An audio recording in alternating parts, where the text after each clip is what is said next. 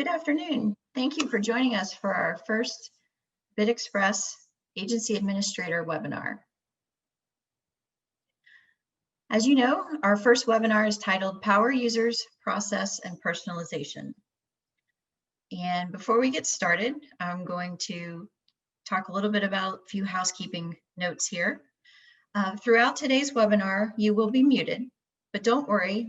Although we can't hear you, we would like your participation. So there is a Q&A feature located at the bottom of your screen that we will be monitoring throughout the webinar. Please use this feature to ask any questions you might have, and we'll address as many questions during the webinar as we are able. And then any questions that we're not able to answer, we will compile and send to all registered participants in a week. And finally, we understand we are all using Zoom with varying internet connections, which can sometimes bring challenges. So you may experience connection issues, but please know that along with the answers, the full list of questions and answers, we will also be sending a complete recording of this webinar again in about a week. So we'll get started by introducing I'm going to give very brief introductions to let you know who will be our group of guests and panelists here today. My name is Meg Losen, and I've been with Infotech since 2001 in various roles, including business development and strategy and marketing. I'm joined by Ozette Brown, who most of you, I assume, probably already know since he's probably taken care of you throughout the years of using BidExpress. And he is our Director of Customer Success. We will also have Deanna Goebel from Wisconsin DOT and Jim Coe from Nova Scotia Department of Transportation and Infrastructure Renewal. All of them will be able to tell you more about themselves as we get further along in the agenda. So, a quick summary of the agenda so you'll know what to expect. We're very excited to have this group of panelists and participants for our first agency administration webinar. Thank you for taking time to join us today. Our goal is to create a forum for you to hear from each other, ask each other questions and share ideas, and of course, ask Infotech questions as well. We really hope that your interests, experience, and questions will drive the conversation today. Therefore, as you can see, the agenda for this first webinar is intentionally short and casual to allow for open conversation. And today we will hear, as you can see from the the first agenda item there, we will hear from two BidExpress power users. And your first question might be, what's a power user? We don't have a strict definition of it. However, we were very clear with our wonderful volunteer panelists that Infotech was not seeking salespeople or sales panelists, if that's a thing, although Jim was kind enough to offer, but that was not what we expected. Instead, we were looking for folks who are comfortable talking about their experience using the service and could share anything interesting they've learned over the years, or perhaps issues that they're dealing with now or might see on the horizon as it relates to construction, administration, and bidding. Then after our power user discussion, we're excited to offer you a sneak peek at what we're calling the BidX Personalization Project. After that, it will lead naturally into a wrap-up period when we'll have approximately 10 minutes of open time for questions and answers. Now that you know what a power user is or is not, we are happy to turn the conversation over to them. So with many, many thanks to Deanna Goebel from Wisconsin and Jim Coe from Nova Scotia for agreeing to be our power user panelists. And without further ado, I'll turn it over first to Jim, who will introduce himself and tell us about his role at the agency and his experience with BidExpress, and then he'll pass it on to Deanna. Hello and good afternoon, everybody, and thank you to Infotech and BidX for allowing me to participate in this forum. I'm the HiCamp System Manager for the province of Nova Scotia. I started with the Nova Scotia DOT back in April of 2012. I was previously employed in other aspects of the Nova Scotia government, and looking at my entire work history, I've had over 30 plus years maintaining, using various software environments for various purposes. I'm also the end user designate for the province of Nova Scotia. So all those things, AASHTO and Infotech and BidX come my way. I'm directly responsible for CES, PES, LAS, BidX, project bids, BAMS, DSS, Cognos reporting tool that we have, and our own version of Site Manager, which we call our contract payment system. I'm the primary admin for BidX, although we have multiple admins on the account. I manage the all things sort of between Nova Scotia government and BidX, user management, vendor data upload and management, agency alert page management, the message center, the default links, approve the request to bid, recommend software enhancements, and at times will assist vendors if they are having an issue getting registered as an e-bidder with the service. We do have contract admins that use the service for loading the EBSX and the amended EBSX files. They do the plan sheets, the addendums, and all docs needed for their proposals. And they create and adjust the lettings. We have tender clerks that build the EBSX and amended EBSX files. They download the xtab dat.dat file and bid closing reports as well. My overall experience with BidX has been extremely positive. Many users say very good things about the software and the service. And as a matter of fact, the Building Project Services Group in Nova Scotia DOT is also looking at coming on board with BidX as neighboring provinces, New Brunswick and PEI. Once again, thank you very much for having me here today. And now for Deanna. Hi, I'm Deanna Global. Thank you for having me here today to discuss with you the use of BidExpress here at Ozette. First, a little bit about me. For the last 30 plus years, I've worked with a variety of Wisconsin state agencies. However, I began working at the Department of Transportation in August of 2011. I became the bid letting specialist as well as the main Ozette BidExpress administrator. I'm responsible for creating and processing the letting from the time of creation through contract award. During these processes, I use Ashtaware project pre-construction, project bids, BidExpress, CAS, and DSS. Thank you again for having me here today. All right. Thank you so much, Jim and Deanna. We really appreciate you being here. And just really quick, as Meg said, my name is Ozette Brown. I've been with Infotech for, gosh, a little over 25 years at this point. Seems weird saying it out loud. But I am the Director of Customer Success at Infotech. Some of you probably already know me. I've been to many DOTs, just been on site helping implement bidx.com. Really appreciate everybody's hospitality. But that's enough about me. So I do want to kind of focus some questions towards both Deanna and Jim here. So I'll just go ahead and get started. All right, so in preparing for this webinar, I was taking a look at some of your agency data behind the scenes. I was looking at lettings, proposals, agency users, agency administrators as well, and something kind of stood out.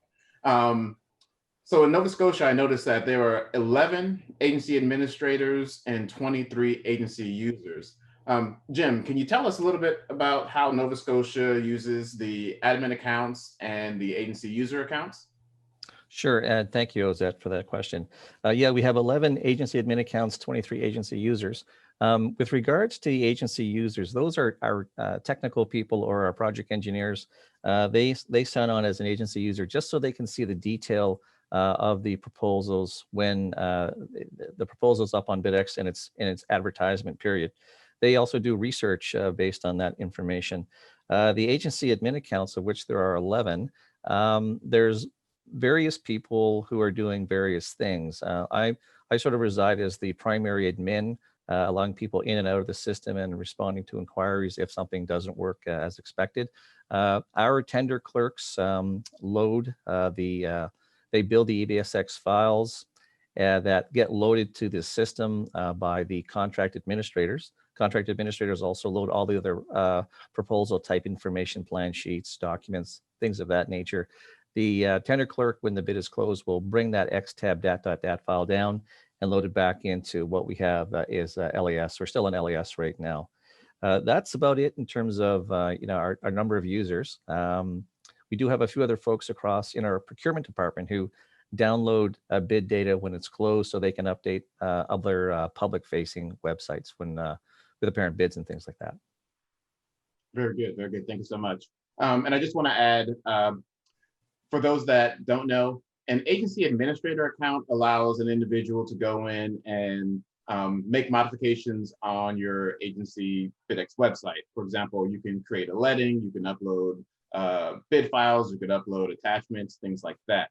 An agency user account gives someone permission to basically just look around, right? They can log in as if they were a contractor and navigate around the site, look at the functionality, so on and so forth. I like to think of it as a look but don't touch type of an account. So just wanted to kind of paint that picture for everyone.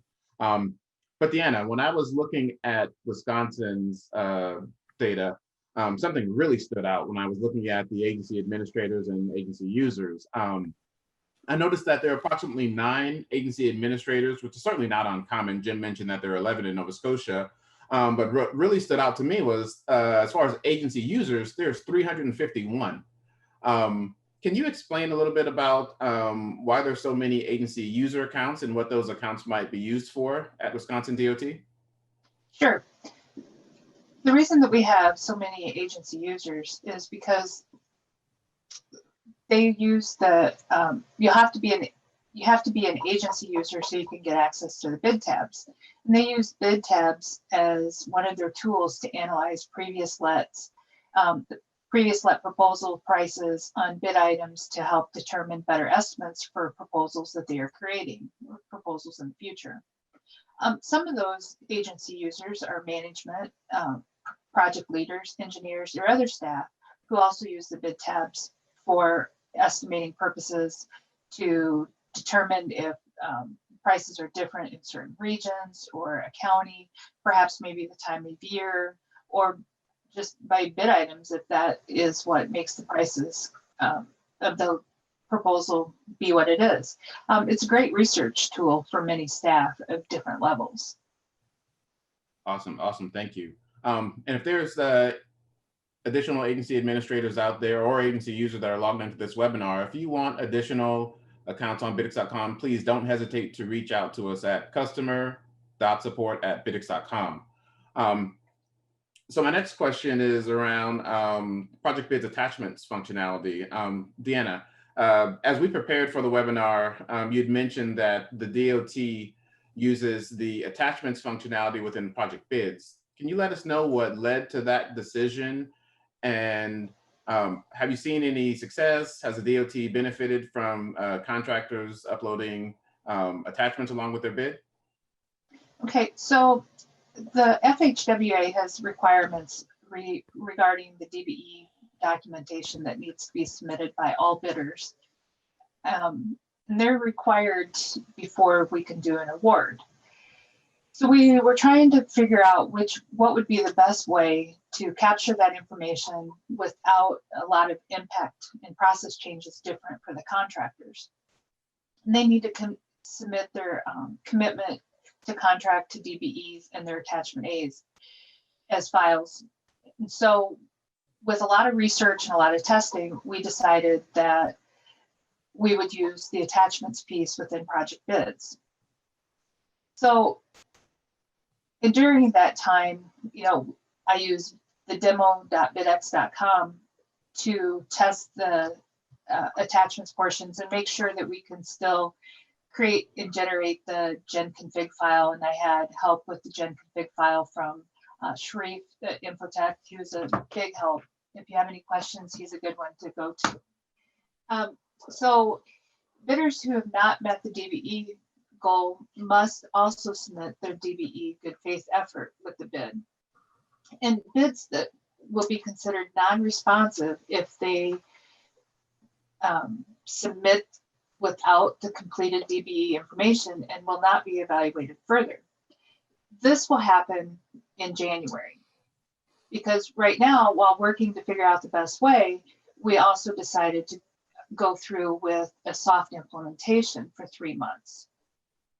This gives contractors and WSDOT time to work through issues that arise without making a bid non-responsive. I would recommend implementing the soft launch to work through any of the contractor agency expectations and processes. We implemented this with the October letting. The contractors did not have any issues with submitting the required documentation. And it looks like it's going to be a tool that will be very beneficial for us. Very good. Thank you so much. Again, just as an aside, if there are any agencies out there that might want to make use of the attachments functionality within project bids that will allow a bidder to submit a document along with their bid, don't hesitate to reach out to our customer support team. We can help you get set up with that.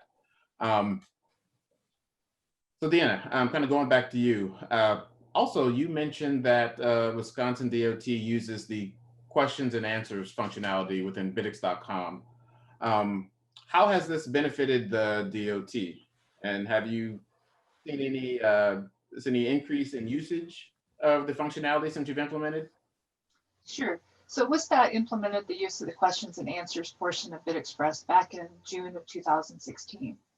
We receive many questions each month, resulting in more addenda, which results in creating more accurate buildable plans and specifications.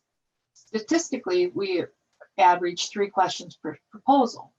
However, if you look at the numbers in the direct proposals, it's on the average of some of the larger lettings or some of the larger projects, 15 to 20 questions per of those several proposals. Recently, we've seen an increase. We had a huge job that we just recently let, and we received 68 questions for that proposal. It's really been helping. It's a good tool to get the information out to the contractors if there's something that's not clear to them, and we get the questions out and the answers to the whole community as opposed to just 1 or 2 contractors. It gives it a level playing field. Every month I download the questions and answers to a CSV file, import it into Excel, and format it so that it's an easy tool for contractors to go to our department website and view and sort the data as needed. It's just another way to get the information out to the subcontractors without them needing to log into BidExpress directly. Very good. Thank you so much. Thank you so much. And Jim, I have a question for you. In your introduction, I believe you mentioned your agency uses the online plan sheet service. And I think you also touched on what I'm about to say, but are there any additional initiatives coming out of Nova Scotia with regards to bidx.com? Anything you guys might be thinking about working on? I think you touched on something earlier. Yeah, it's quite a major initiative, I would suspect. About a year ago, I was approached by our senior management team, and the question was, can we put more than just road work and bridge work on BidX? And so, it was a question right down to you. And of course, we could do vertical structures. We have a group of engineers and architects in our downtown head office. They look after building project services, and they're very interested in putting their tenders on BidX as well. They've heard about the good things that we've been doing out here since about 2007 with BidX. We're putting about on average 200 million a year on BidX, which has now increased significantly because of the COVID-19 crisis. So we're looking at we're conducting a pilot project with the building project services. So we can also have them on BidX. They've talked about other issues as well with bidexpress.com. We're going to look at that as well. And just recently, neighboring provinces, New Brunswick and Prince Edward Island, have been calling my office, asking a lot of questions about BidX and how it all works. And so they're interested as well. So the expansion of BidX is going to be happening across the Department of Transportation and quite possibly the rest of the maritime provinces as well. Some pretty big initiatives, Sam. Awesome. Thank you both for your answers. Appreciate it. So I'm going to segue over into something I'm calling communication and awareness. As you know, and I'm sure as our audience knows, in the past several weeks, we've made some updates to the apparent bids functionality, both from the contractor point of view and from the agency point of view. We've received a lot of feedback from agencies, and we've learned a lot of lessons along the way, believe me. But one of the biggest takeaways that we have from this experience is how we communicate any changes or updates we make to the system. And I'd like to explain our current process. So currently, when we make changes or updates or fixes on the system, we'll do an in-app notification. We kind of refer to it as a product update. So that means when you log into the system again, the system will alert you that there's a product update. You would typically go to a page, read whatever the update is about, and kind of go about your business. We're still doing that. However, we've now taken those product updates and kind of shifted them to a dedicated releases page or releases site. And that site is releases.infotechexpress.com. And I'll say it again. So our new releases page or releases site is releases.infotechexpress.com. So that's where you'd go to kind of see the latest and greatest changes on BitX. So we'll still do the in-app notification, kind of directing you there. But one of the pieces of feedback that we've heard from agencies with regards to our changes to apparent bids was that, well, it's great that we're doing the in-app notifications, but typically, for the most part, the next time an agency administrator logs in might be on letting day, for example, right? And at that point in time, I would imagine you're probably not focused on the messaging. You're probably more focused on your activities for the letting, right? Kind of pulling the bids down, probably doing your reading, things like that. But I have a question for the both of you. And maybe Jim, you could start off, and Danny, you could follow up if you don't mind. But what would be the most efficient and effective means of communication to bring the awareness about updates we make to the system? Because we want to get that information out to you as soon as possible. And if we can improve our current process, we definitely want to do so. So what are some suggestions you might have? Thank you, Ozette. I like the multimodal approach to communications. You already talked about a few mediums, a few vehicles that are in place now. Having to go to a website is fine when you have the time. In-app notification is an excellent idea when you log in.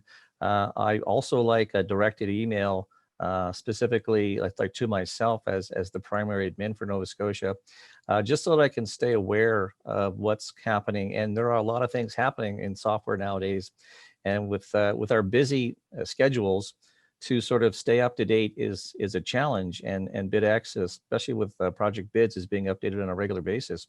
If you could send an email as well as the other avenues that you're using now to the EUDs or to the agency admins, the primaries, that would be another piece of the puzzle to help us along and stay aware of what's happening. One of the situations you get every once in a while, I kind of joke about it, is that I'll be walking the hallway here and one of the users will say, "Hey, did you see this new thing?" I went, "Yeah, I didn't find out about that yet." So, if you knew about that in advance. So, and I guess that is because you need to determine the impact of a new bit of functionality in your software to advise your user community how to best take advantage of that. Sometimes it takes a bit of foresight, a bit of thought. And so, like I said, a multimodal approach to communications is always the best way. It may be a bit overkill from time to time, but I think it's better to have just a bit more access to the information than less access to the information. Great point. Great point. Thank you so much. Deanna, do you have any suggestions? Yeah, I can get off mute. So I agree a lot with what Jim just said. Communication is key, and to get the information out there in different ways is awesome. One way would be, in addition, is to send it out to, like you said, the admins and maybe the power users that the agency determines are the power users. The website is great also. The only problem is I haven't gotten into the habit of reviewing it on a regular basis yet. I'll get there. It's just something that's different. But here at WSDOT, we have set up testing. We have a list of testing requirements to be completed every month before the letting. And we have added the review of the releases.infotechexpress.com website to that list so that we can know ahead of time, at least a few days before the letting, because we do our testing a few days ahead of time. So we have time to work through any of the changes and how they may impact us. But communication is just key, and I think that the ways that Jim has expressed and then adding maybe the power users would be a good way to get that email out too. Awesome. Thank you so much. I'm glad to hear that you guys have a testing protocol in place, and Again, I know you mentioned this earlier, but just for everybody that's on the webinar right now, we have a testing site out there. It's demo.bidex.com. Feel free to go out there and do any testing you might need to do. If you need our help with some setup, please reach out to our customer support team and we'll be happy to help you out in any way we can. So for this section, that's really all the questions I had at the moment. With that said, I'm going to transition it back over to Meg to introduce our next section. Great, thanks everybody. So I'll give Ozette a little break here and introduce our next section, which is, as I mentioned earlier, about our what we're calling at Infotech our personalization project. I'm going to give you a little bit of context before he gives you a little sneak peek. So we certainly recognize that at with 20+ years of continuous service, we know BidExpress is a mature mission critical service that above all else must maintain the highest levels of reliability and security, and we must therefore be very careful in balancing the need to continuously invest and improve the service without being disruptive. So we often hear, it works great, wouldn't change a thing, which is great to hear. But that being said, we have heard one consistent message from vendors and bidders for many years of surveying in different formats, and more recently through some additional direct outreach to those groups. And the thing we've heard is, to sum it up, they say things like, it would be great if you could make it easier to find work, specifically work that's of interest to me as a prime sub or supplier based on whatever criteria I want to find the work based on. So that's why we're now excited to let you know that we've started to invest in what we're calling personalization project. Again, we recognize that change is hard in a system that is so relied upon to complete critical time-sensitive tasks like finding and bidding on work. So our design, development, customer success, and communications teams have developed an approach and plan that will provide a gradual transition period to a new look and feel and other changes. In other words, there will be no surprises, no sudden changes, and no big reveals. We cannot emphasize that enough. As you'll see in a minute, and Ozette will be able to explain further, in fact, the current look and feel and the new look and feel and user experience will coexist and live side by side for a while. In fact, we have not determined any date at which we would completely switch over, and that is likely far off. I also want to be very, very clear before you see the first couple of screens, is that the admin pages, the administrative pages, are not changing as part of this initial project. In future phases, we hope to reach out, we hope we'll be able to move on and reach out to you, our agency customers, directly before we would start work to improve your workflows and the associated designs. And of course, I have to add the caveat that what we're about to show you is definitely a prototype. It may change, but we wanted to go ahead and let you know and show you what we're working on and open it up to questions. So without further ado, I will pass it back to Ozette and he'll give you the sneak peek, and then we'll move into open time for questions and answers. Thank you so much, Meg. So I'm gonna start off by saying, and kind of maybe repeat a little bit of what Meg said. So when we initially began this effort, we wanted to reach out to our contractor user community initially. And with that said, one of our user researchers reached out to a small group of primes, subs, and suppliers, and kind of explained where we wanted to go with this personalization effort, and basically showed them some of the screens you're about to see right now. We're going to show you a letting screen, which is what's on the screen right now, and then we'll switch to proposal in just a second. But we reached out to the prime sub suppliers, like I said, and we got their feedback. And for the most part, the feedback was well received. But as Meg stated earlier, all three groups had one thing in common. They wanted to find work as quickly as possible. So our focus right now is on the contractor's point of view. As part of this effort, we plan on making incremental changes. So it's not going to be a big reveal, so to speak, all at once. We're not going to go from a Friday from the old look and feel to a Monday where it's a whole new website. As Meg said, we want to have both the old and new look kind of work side by side. And if a contractor's on the old look, they'd have a way to opt in to go to the new look, but also go back for a period of time. And we haven't defined what a period of time means just yet. During this process, we want to keep the contractors engaged. We want to make sure that they are vetting the newer look. And that will include just asking them questions, getting sort of a idea of how they think it looks, get their opinions, things like that. So I'm about to talk about the prototypes that we've come up with. Again, the letting page, which you see in front of you, and a proposal page, which you'll see in just a second. So with regards to the letting page, and it's a little small on my screen, so I'm going to pull it up on my personal screen here. With our letting page, a couple of things that are quite obvious. One is color. You notice it's not green. We wanted to move away from the green. Hope it's not too much of a shock. But we wanted to come up with a newer, modern look and feel, and improved design to kind of catch up with the times, so to speak. But another thing that really stands out is the navigation, right? We really wanted to focus on the navigation. As you all know, in current BidExpress, navigation is really across the top, right? We have a tab for letting, we have a tab for search, we have a tab for advantage, so on and so forth. We've now moved all the navigation over to the left-hand side. And you see there, and the good thing is we're really big on trying to keep the same data. We're just displaying it a little bit differently.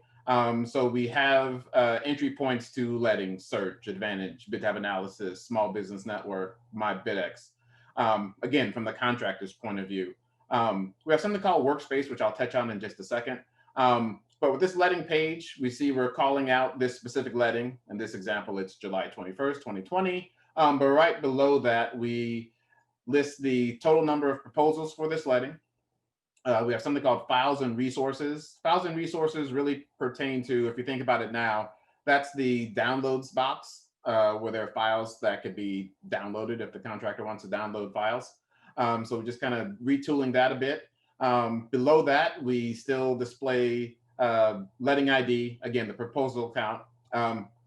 One thing I want to point out before I move on, again, and I mentioned the word prototype. So yes, these are prototypes. So what you see now may be subject to change as we move forward. We might tweak a few things, but we wanted to get this in front of you sooner than later. But to continue, in this section with the letting ID and proposals, we also have the cutoff time. We display that as we do today. And the time remaining, kind of counting down to days and hours. And this is really equivalent to the current countdown clock that you see on the site.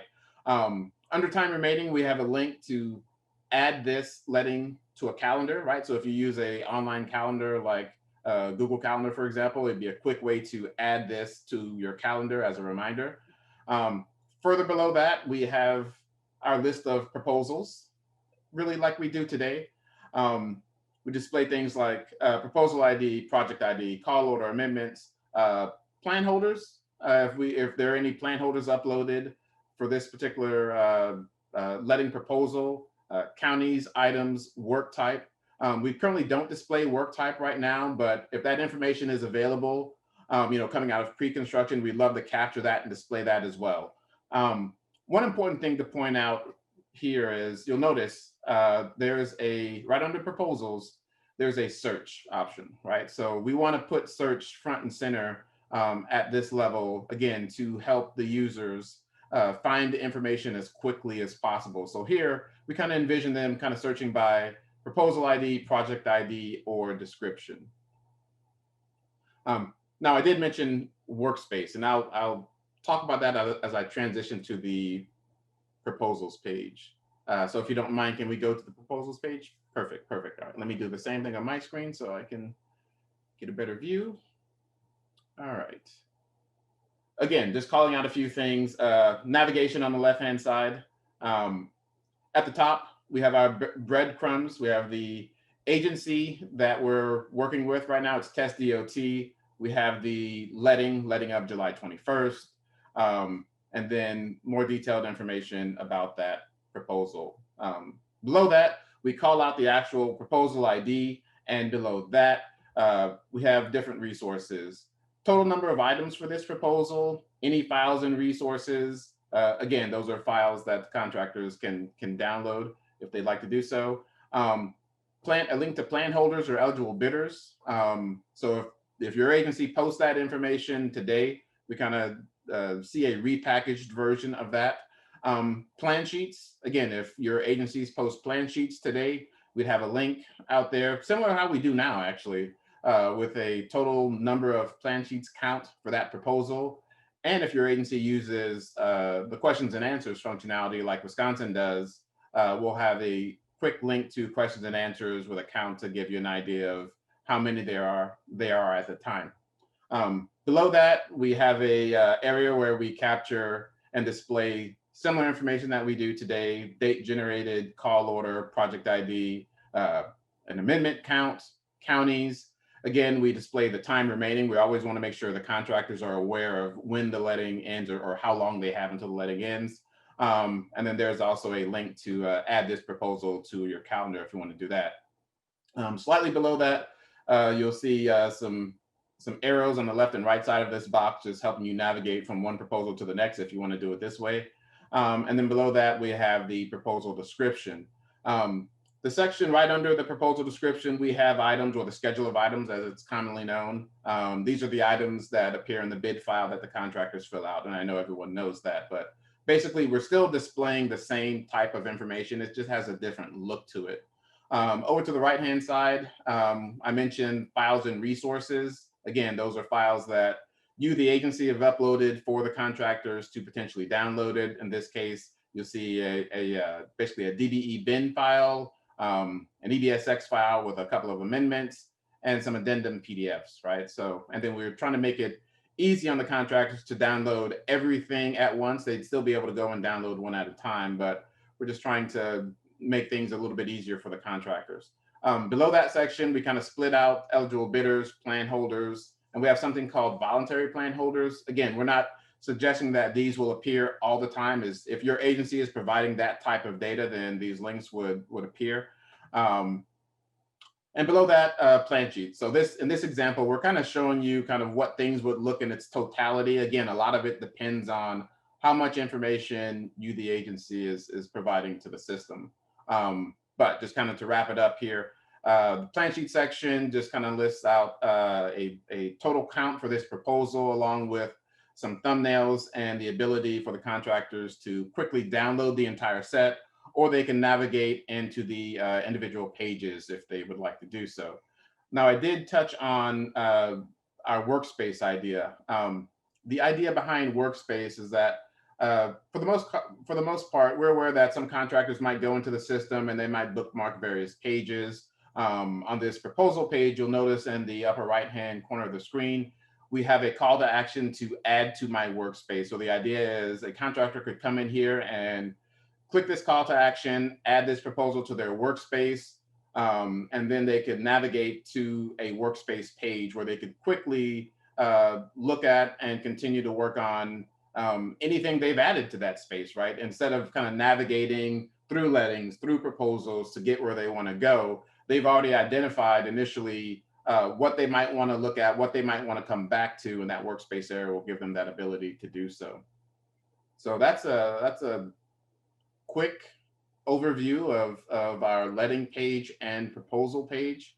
Again, a prototype. What you see may change as we move forward. That's it. I'll turn it back over to Meg. Okay, great. Thank you, Ozette. Thanks for taking the lead on the shift from green reveal.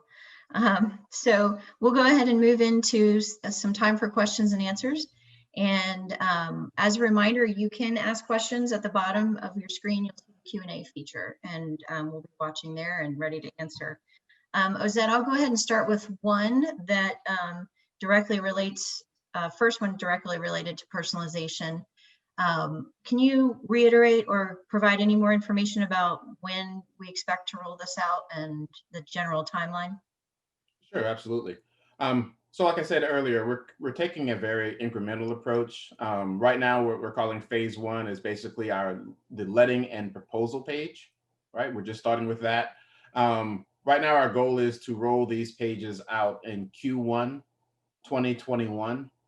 And again, we'll provide a excuse me, we'll provide a method for the contractors to opt in to this newer look and feel, but also give them the ability to go back to the current view that they have as well.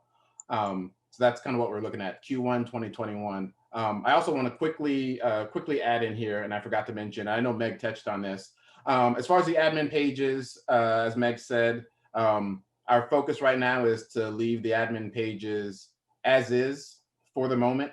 But when we are ready to take a look at the admin pages, we do want to reach out to the agencies, have a conversation, get a better understanding of how you all use the site. As a matter of fact, we've kind of started down that road. Our UX researcher has reached out to several agencies to get a better idea of how you all use the site, but we want to continue that conversation so we can create the best possible experience moving forward.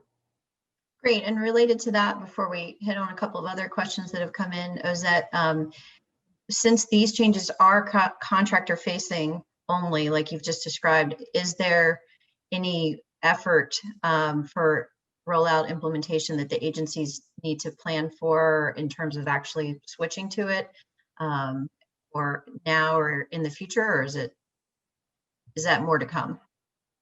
I think it's more to come, but I think there's some additional insight I could provide. As we move forward, again, you heard me a little while ago, and I mentioned we have some lessons learned from our rollout of the apparent bids functionality, and a lot of that is around communication. We want to keep the door open when it comes to communication and making you all aware of what's happening. So at some point, we'll come out with a communication plan, and we'll be communicating with the agencies to kind of keep you all in the loop as we move forward. So expect more to come on that. And I know we have things like our quarterly agency bulletin, which I know Meg will mention a little bit later. We'll be providing some information in that as well. Great. Okay, well, I'll grab real quickly, Ozette, a couple of specific ones related to personalization, and then a couple others that are not related to personalization before we wrap up. First one is there an auto delete timeline on the workspace items? That's a very good question. I don't have an answer on that just yet. I will make note of that, and I will provide an answer when we respond within the next week or so. Again, a lot of these are still in prototype, so there's a lot of things we need to work through, but that's a very good question, and we'll definitely follow up on that one. Okay, and this is one that's specific to one of the screens you showed. Why does it show 8 files and resources, but only 6 items are listed? Perhaps that's just a data. Yeah, that's just a data thing. What you're looking at are literally screenshots. We're not tied to a back end right now. We just wanted to put something together to get it in front of you to give you an idea of how the pages might look in the near future. So great. I don't want the data to throw you off. Okay, great. We have a couple more that I think we have time for. Our contractors are more familiar with the Fed state project numbers over project IDs. Would we be able to substitute the federal state project instead of the project ID? Oh, that's a very good question. I will say my short answer is going to be I don't know right now. That's, I think, information we need to bring back to the team to figure out what we can do. We want to try to mirror current bidx.com as best we can as far as the data that's displayed. But if that's something that we're not doing now, I think we could definitely have a conversation about it with the team itself. Okay, great. So now I'll switch to 2 questions that are not related directly to personalization. The first one is there a customer service portal for agencies or vendors to make ticket modification requests similar to what is already in Ashterware project? We don't have anything set up similar to Ashterware project. However, if you contact our customer support team at customer.support@bidx.com, we will kind of we'll take that information and we'll feed it into our current system again, which is not necessarily exactly like what's over on the Ashterware side. But we can definitely take that information, catalog it, assess it, and do some follow-up with you. Great. Okay, so we're running short on time, but there are a lot of great questions directly tied now that have come in directly tied to personalization, which is great. That's what we hope for. So I don't know, Ozette, if you want to take maybe one more of those, and then there was one that came in through chat early on. Does that sound okay? That's fine. Okay, so I'll skip to one that is more related to training. And then again, I want to reiterate, for all these other great questions that have come in, we will respond in a week and send it out to everybody. So this is, we direct many contractors to the training center page to help them with various questions they may have. Will the training center page transcripts and or videos be affected? My short answer is going to be yes, right? We'll need to work on updating that area with the newer content, right? So it could be very self-explanatory, if that makes sense. Also, I think in the near future, we want to really take a look at the training center. I know we're trying to revamp the overall health of the system. We want to move to something called Zendesk behind the scenes. So ultimately, I think more to come on that topic. Oh, sorry, great. There was one question that came in much earlier in the webinar, and we'll try and do it really quickly because we need to wrap up. Can we introduce another set of roles apart from agency administrator, agency users? Some of the users should not set or modify any agency-wide setting. That's a great suggestion. And quite frankly, I think we've heard that suggestion in the past as well. I'm going to make note of that right now. So that's something I think we need to take a look at on our end. So we'll do some follow-up. My focus at the time was only on the agency admin and agency user, and I just wanted to explain that. We have some other roles as well that I did not mention during this webinar, but I definitely made note of what was just stated, and we'll do some follow-up on that. Great, thank you. Okay, well, that we'll have to wrap up our question and answer period. We really appreciate all the questions. If you want to send any more on as I'm wrapping up here so that we get them in our list to answer and send back with our recording email, that would be great. In the meantime, can move on to just a quick mention of our BidExpress bulletin, which is quarterly and developed for agency administrators. And it's one of our, hopefully what will continue to be definitely a multimodal, as we talked about earlier, method of staying in touch with you, keeping you up to date on upcoming enhancements, maintenance, outage schedules, anything else that might be, you know, really important to keep you aware about, or just interesting, even some tips and tricks sometimes if we learn things from your community of users. So please keep an eye out for that. The next one will come in your inbox in January, and we always welcome feedback on that communication mechanism as well. And then just last, to wrap up, a great big thank you to everyone, in particular our panelists, Deanna and Jim. We really appreciate the time you took to prepare and participate. And we look forward to hopefully receiving your feedback, this entire audience. Please be on the lookout for a survey in your inbox. We really do pay attention closely to those results so that we can continue to refine and improve our webinars. And we're very excited to stay connected with this particular audience of bidding and BidX users, so that we share experiences and keep you informed of what's coming. So we will leave this screen on for a couple of minutes in case anybody needs to jot down any of the contact information. Again, a huge thank you to Jim and Deanna and Ozette, and we will be back in touch with the recording and the complete Q&A in a week. And everybody else, thank you. Have a great day, and we look forward to having another webinar hopefully in the future. Okay, thank you. All right, thank you.